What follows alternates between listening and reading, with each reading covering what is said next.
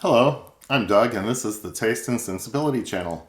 And today we are taking a look at fresh cheese number 17, Capricho de Cabra, which is a Spanish cheese from the brand Mitica.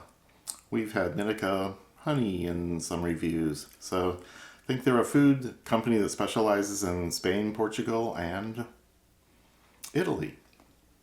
And I found this cheese at Whole Foods in the cheese case and said, hey, that looks like it's rineless, fresh, high moisture, highly perishable. It must be in Liz Thorpe's Mozzarella Gateway in the Book of Cheese. So this particular one is not listed, but it's very similar to Chev.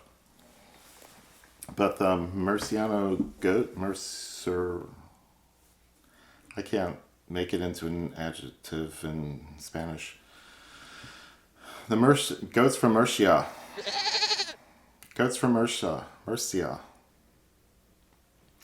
The goats from Murcia have higher milk fat than regular goats, so this is a bit different and a more regional type thing. So I bought that cheese, and then I ate it all before the review came around. So I had to buy another one. And got to take a picture of the label because it's just that little thin plastic wrapper with a little grocery store label on it. The little deli label. Before we begin tasting, let me remind you to like the video, subscribe to the channel, click on that bell to get notified, leave a comment or a question if you feel like it, and help me grow the channel. So this is a soft cheese. It's been out of the fridge for a while, but let's see, is it going to be crumbly or what? Yeah, since I've got this piece, let me just taste it plain.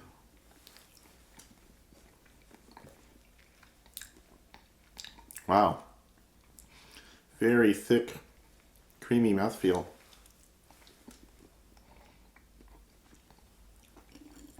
And a little tangy.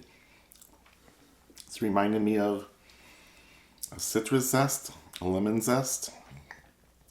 Something tangy, but not real tart. It's just a tang note. A lot of people would associate with citrus.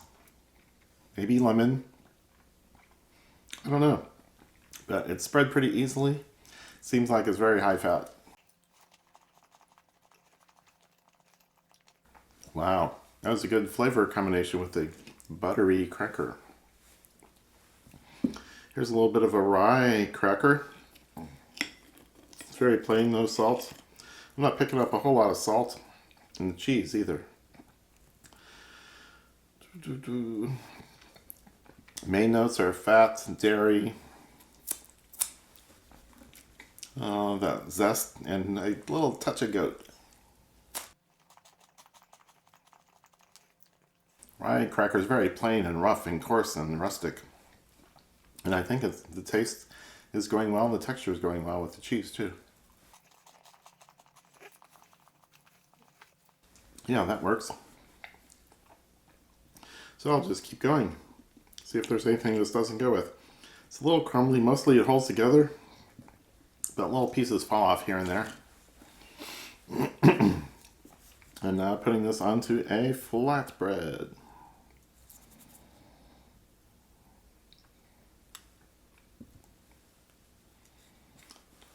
And it's got flying to pieces when I bite into this. I should have broken it first.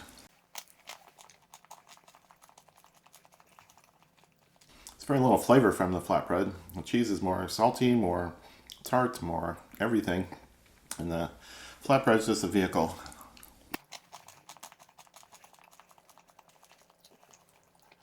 Very good.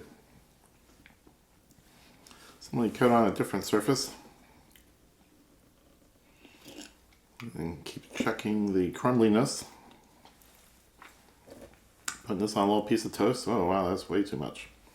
Let me remove some. Okay. It's not really smashed into the toast. We'll see if I can get a couple bites out of this. And this has herbs in it. So the toast has a lot of rosemary character.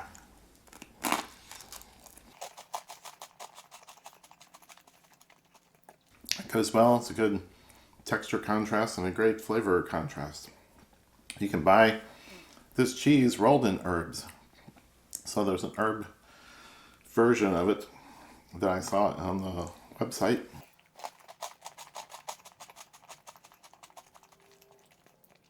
Wow. So just the herbs from one little piece of toast fill my whole oral nasal cavity with that aroma. So that's pretty strong. So this would be something decent on a cheese board where you put out a knife and the different things, but it is fairly crumbly. The things don't hold together, you'll end up with a pile of crumbs and half the cheese eaten and half of it in little crumb things. Unless, maybe it's temperature dependent. This still has a tiny chill on it from the fridge. Okay, this is on a little multi-grain cracker.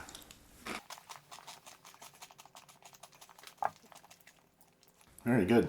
Creaminess comes right through. So this is very rich.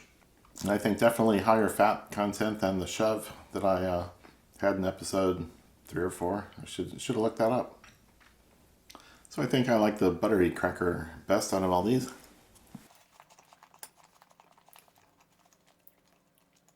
Yeah, that's a good combination. And this is a nice cheese. I don't know what kind of recipes or cooking it could go in, but it certainly does well with crackers and probably with fruit also. So we can wrap up this reviews of Capricho de Cabra, which means something like whim of the goat or a fantasy of the goat or something like that, because I know about the Italian term capriccio from music. Beautiful, very nice cheese. So again, a high fat goat cheese from this guy. Okay, probably not a guy. Probably not a guy if he's giving milk. Okay, so I'll put links down below for Liz's book and videos. I'll put links down below for the cheese at Mitica and maybe at Whole Foods if I can find all the links everywhere. Don't forget to thumbs up on this video and leave a comment or a question and subscribe and click the bell. So that'll do it for Fresh Cheese 17. And come back to see what's next.